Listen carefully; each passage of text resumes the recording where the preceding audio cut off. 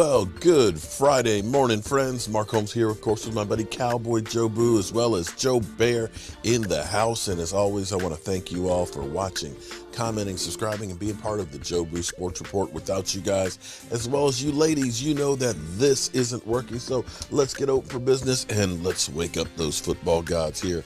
Good morning, everybody. I hope everybody is having a great day. Hope that you are ready for the weekend. And this, my friends, wow. We are in deep going into the NFL season now.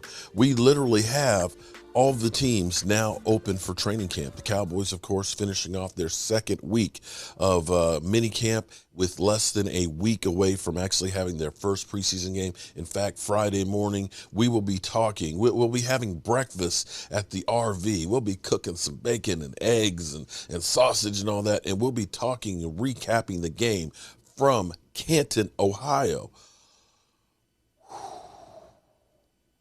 I can't believe it. I literally cannot believe it. I can't wait. I got so much I got to do between now and then, but it is going to be freaking fantastic. Now, the Dallas Cowboys, we talking about practice, not a game now. We talk about practice. The Cowboys just finished yesterday their second padded practice of the training camp, and 3 days in a row of practicing. They are off today until tomorrow. Okay, they practice tomorrow, and then they also practice on Sunday. Get some work in. They're off on Monday. They practice Tuesday. Wednesday they head to Canton, Ohio, Thursday night against the Pittsburgh Steelers, their very first preseason game. Now, Dak Prescott, of course, he practiced in pads because he's a warrior. Did not throw with his right arm. Actually did a little throwing with his left, and, of course, got the cake in the face yesterday. And happy birthday to Dak Prescott as well. So here we are. We've gotten a sample of everything that is the Dallas Cowboys. And so far, what we have learned is the Dallas Cowboys plan on being physical. And it seems like this is a very spirited training camp. When you see Tyron Smith literally throwing Randy Gregory, we see CeeDee Lamb becoming just an absolute weapon. Doesn't matter if he's like completely covered and all that, he's catching the ball. He's catching the ball Odell Beckham-like, one-handed, backwards catching. He's in there catching the deep passes. He's catching everything. We need to call his hands flypaper, because they must be sticky, because it seems like that football just sticks to his hands. And you're seeing the development of him being not just a guy in the slot, but as they put it, a guy who's going to be all over the field. Can't wait to see that. But Mike McCarthy has given us a few hints of where this offense is going. If you read between the lines, that's what I always tell you, try to read between the lines. Take the little bits and pieces, the breadcrumbs, and put it together so you can come up with a conclusion. Mike McCarthy says Zeke doesn't have to carry the ball 20, 25 times a game. Okay. He talks about offenses that the teams that have been in the Super Bowls the last couple of years have had offenses that are in the top 5. Okay.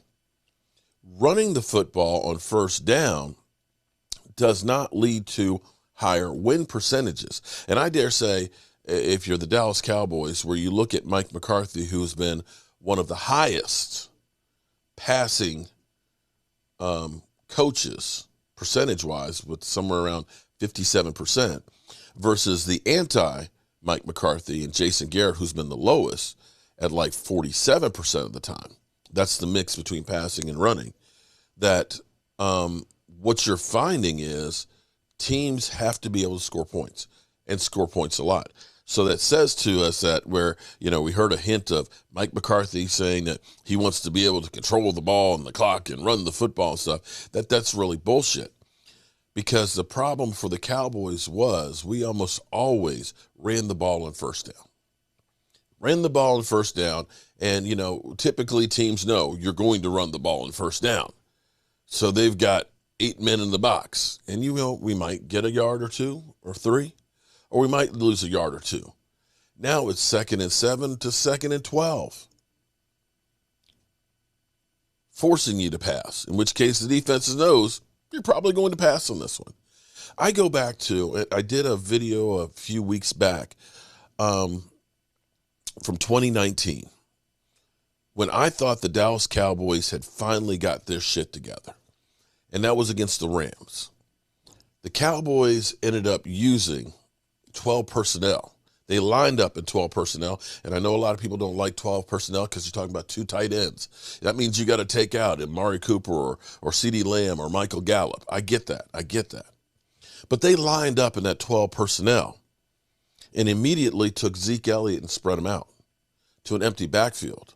They took the tight end, moved him out. So now it's a 5 wide receiver set. So you look like you're running the football, but we shifted out of it. And now any one of these guys can catch the ball. Because if I'm in a run-heavy package and you're now in a pass-heavy offense, you're screwed as a defender. And this is what the Cowboys have to be able to do. And instead of, my question was, if you've got Amari Cooper, CeeDee Lamb, Michael Gallup, and Dalton Schultz, Blake Jarwin, and Tony Pollard, who also has been taking time out at wide receiver, and a great running back, Zeke Elliott, it behooves you not to throttle this offense, but to go all out. Because if you start passing this football around like crazy, defenses can't get 8 men in the box. And you'll look at Zeke Elliott now, who has an advantage of it's just one-on-one as opposed to, 5 offensive linemen and a tight end versus 8 men in the box. He'll have more space to be able to roam and be able to get more speed up and going. And understanding the numbers of what's working in the NFL, you got to be able to score. Kansas City, Tampa Bay, these are teams that, boom, can light up the clock. And if you look at our division alone, if you go all out with this offense and it can reach its potential in scoring, do you think the Giants, do you think the Washington, do you think the Eagles would be able to keep up with you in a scoring match? I don't think so. So I think what you're going to see is an all-out assault by the Dallas Cowboys offense. And in the reverse of that, in my mind, I look at our defense, the way that it's being constructed as a defense that's going to be young and able to rush the passer. Because if the offense is that offense that's constantly scoring, teams become one-dimensional because we have to try and keep up with you. We've got to pass the ball. So you need a team that can rush the passer and that is young enough to be able to run all of these things. And so when you look at it, to me, that has seemed like it's been the plan as I've been putting together the breadcrumbs. We're going to score. We're going to score some more. We're going to score more on top of that. We're going to end up having Zeke Elliott, more of that back that is not having to be ground and pound. He's going to get the ball on the outside with space to work. He's going to get shots in the slot. He's going to be able to get the ball in space, which will prolong his career. You look at Zeke Elliott, how he's involved. He's a little bit thinner. He's 218 pounds, the lightest he's been since college. He's quicker, more agile, better to take on getting the ball in space and being able to make moves as opposed to running between the tackles and taking a pounding. The defense, it's no longer old guys that'll get tired. It's young pups, young dogs that can get after the quarterback, guys that are athletic. Even the defensive line are guys that can run. From Gallimore to Quentin Bohannon, who's dropped about 30 pounds. Big load, but can move. If Tristan Hill makes it, okay, if he doesn't. OC, Randy Gregory, Micah Parsons on the outside. It's a defense that's going to have speed, physicality, and athleticism. And to me, that's what you're looking at.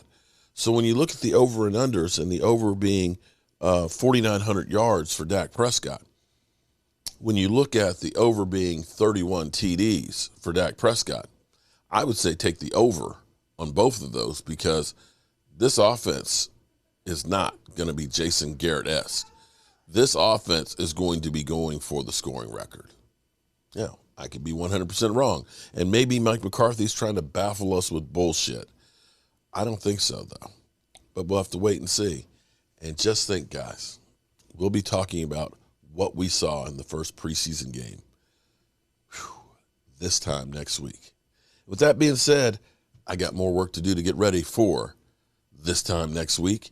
And, of course, getting up to speed with all that is the Cowboys. Again, they do not have practice today, so it might be a little bit quieter. There'll be some press conferences giving us an update on where we are on Dak Prescott's arm and things. Nice thing is it's another day that Dak can get treatment and stuff and rest that throwing arm and so on. In fact, I think that's basically going to be the plan here through the Hall of Fame game. The nice thing is they have the travel day on Wednesday, which is an off day. They have the game on Thursday, which he wouldn't play anyway. They have an off day on Friday. Then they have practice against the Rams. Probably won't have him throwing against the Rams that day.